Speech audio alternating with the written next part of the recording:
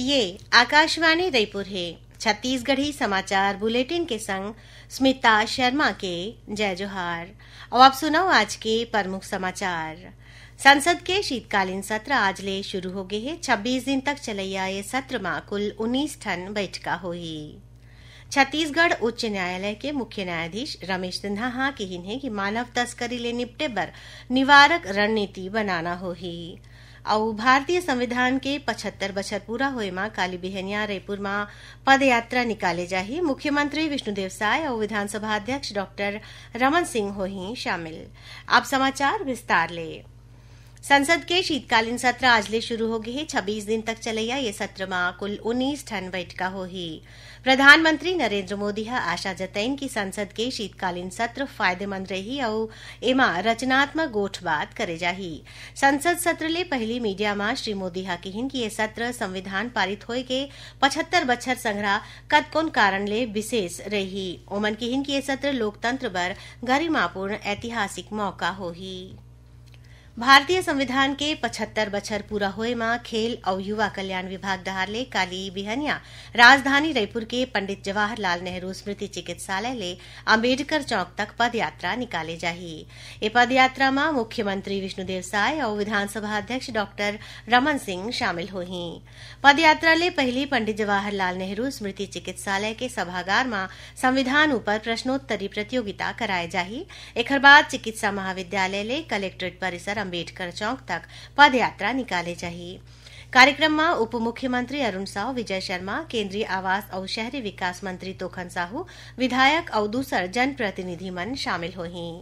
उन्हें काली 26 नवंबर ले प्रदेश में साल भर हमारा संविधान हमारा स्वाभिमान के नाव ले स्मरण उत्सव के आयोजन करे जाही। रायपुर में होवैया मुख्य कार्यक्रम में राज्यपाल, मुख्यमंत्री, उप मुख्यमंत्री के संग सबो मंत्री, विधायक और दूसर मन के मंडहार ले संविधान के प्रस्तावना के वाचन करे जाही। संविधान दिवस में स्कूल और कॉलेज मन में प्रश्नोत्तरी, वाद विवाद और भाषण प्रतियोगिता के आयोजन घलो करे जाही। संगे संग अनुसूचित जाति जनजाति गांव मन में 15 दिन के संविधान यात्रा निकाले जाही। वहीं ग्राम पंचायत मन में ग्राम सभा के घलो आयोजन करे जाही। यही बीच कांग्रेस हा 26 नवंबर ले 26 जनवरी 2025 तक 60 दिन के राष्ट्रव्यापी अभियान शुरू करे के फैसला ले है। छत्तीसगढ़ उच्च न्यायालय के मुख्य न्यायाधीश रमेश सिन्हा हाँ कहिन है कि मानव तस्करी ले निपटे बर निवारक रणनीति बनाना होही। संगे संग न्यायपालिका ला प्रभावी तरीका ले काम करना होही। सरगुजा जिला में न्यायिक अधिकारी मन के डिविजनल वर्चुअल सेमिनार में ओमन कहिन कि मानव तस्करी एक क्षेत्र बर ज्वलंत मुद्दा है। मानव तस्करी एक ठन गंभीर अपराध है और समाज बर कलंक है। ओमन विश्वास जताइन कि सेमिनार ले ये विषय में लोगन के ज्ञान बाढ़ी।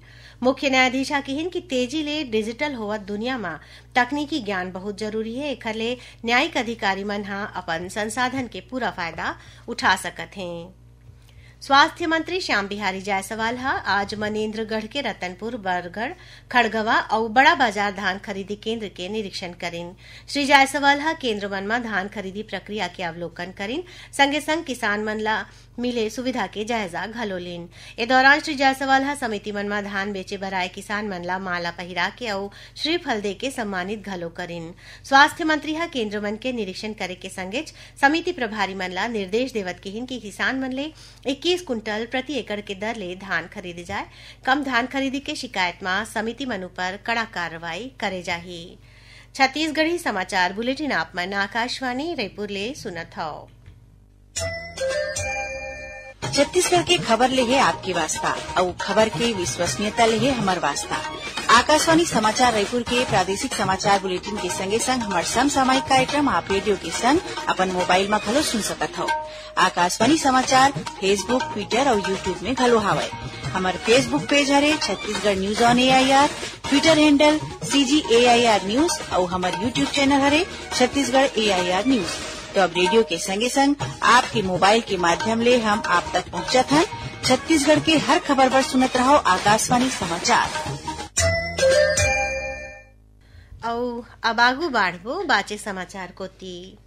राष्ट्रीय शिक्षा अनुसंधान और प्रशिक्षण परिषद एनसीईआरटी डहारले प्रस्तावित परख सर्वेक्षण एनएएस ला 4 दिसंबर के देश भर में आयोजित कराया जाही। एकर उद्देश्य राष्ट्रीय शिक्षा नीति के तहत लइका मन के शैक्षणिक प्रदर्शन के मूल्यांकन के बारे में मापदंड बनाना है। ए वक्त के सर्वेक्षण कक्षा 3री, 6वीं और 9वीं के लइका मन ऊपर केंद्रित होही, जौनहा उनकर पाछू कक्षा में मिले योग्यता ऊपर आधारित होही। परीक्षा में प्रश्न ओएमआर सीट के माध्यम ले बहुविकल्प वाले प्रारूप में होही। ये सर्वेक्षण लइका मन के योग्यता के आकलन के संगे राज्य के शैक्षणिक रैंकिंग में घलो अपन भूमिका निभाही। राज्य के रैंकिंग के उपयोग कतकोन शैक्षिक योजना में करे जाथे। राज्य मन डहारले प्रयास करे जाथे कि ओमन ह सर्वेक्षण में सुघ्घर प्रदर्शन करके रैंकिंग में अपन स्थिति ला मजबूत करें। परख के उद्देश्य विद्यार्थी मन के शैक्षणिक प्रदर्शन के मूल्यांकन करना है। छत्तीसगढ़ पीएससी घोटाला के आरोपी आयोग के पूर्व अध्यक्ष टामन सिंह सोनवानी और श्रवण कुमार गोयल ला आज सीबीआई के विशेष अदालत में पेश करेगी। विशेष अदालत हा दोनों ला 13 दिन के न्यायिक रिमांड में जेल भेज दे है। मामला के अगला सुनवाई 7 दिसंबर के होही। महादेव सट्टा मामला में राजधानी रायपुर के एक जन दवा कारोबारी ला ओडिशा पुलिस हा गिरफ्तार करे है। पाछू रतिहा ओडिशा की कटक पुलिस की टीम हा रायपुर पहुंची सौ ये कार्रवाई करिस। पुलिस के अनुसार आरोपी कारोबारी अश्वनी पाल के बैंक खाता ले करोड़ों रुपया के लेन देन के खुलासा हुए है। ए मामला में पाछू महीना लखनऊ पुलिस हा घलो कारोबारी ला नोटिस जारी करके पूछताछ बर बुलाए रहीस।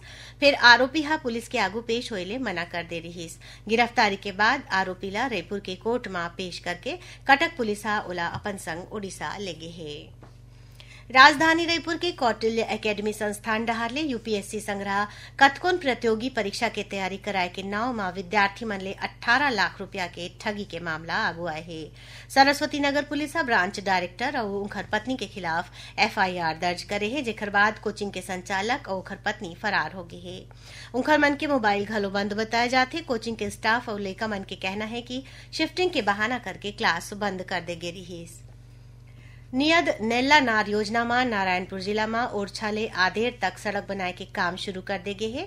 सड़क बनेले ओरछा के आगू पहुंच विहीन इलाका में लोगन ला बुनियादी सुविधा मिले बर लगी। उन्हें पीएम जनमन योजना में आवास, बिजली, स्कूल, स्वास्थ्य, खेल मैदान और आंगनबाड़ी के सेवा घलो मिले। अब पेश है मौसम के हाल। प्रदेश में पड़त जाड़ के असर अब नजर आवत है। कतकोन जिला में तापमान सामान्य ले 2 डिग्री नीचे आगे हवै। एकरे संग अवैया 5 दिन तक तापमान में विशेष बदलाव होए के संभावना नहीं है।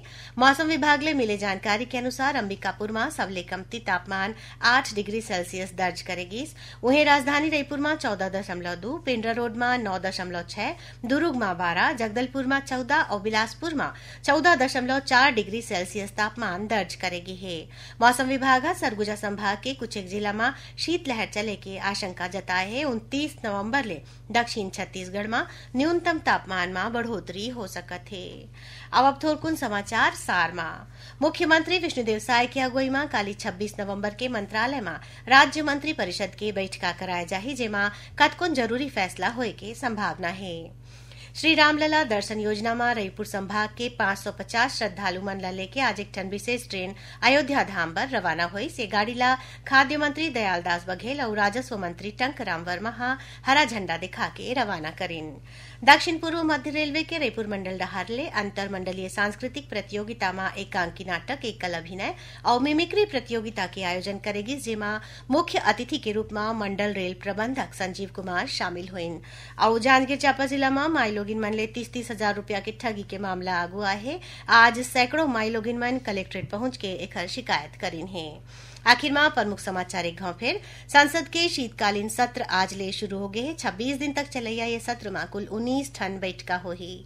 छत्तीसगढ़ उच्च न्यायालय के मुख्य न्यायाधीश रमेश सिन्हा कहिन है कि मानव तस्करी ले निपटे बर निवारक रणनीति बनाना होही और भारतीय संविधान के 75 बछर पूरा होए में काली बिहनिया रायपुर में पदयात्रा निकाले जाही। मुख्यमंत्री विष्णुदेव साय और विधानसभा अध्यक्ष डॉक्टर रमन सिंह होही शामिल।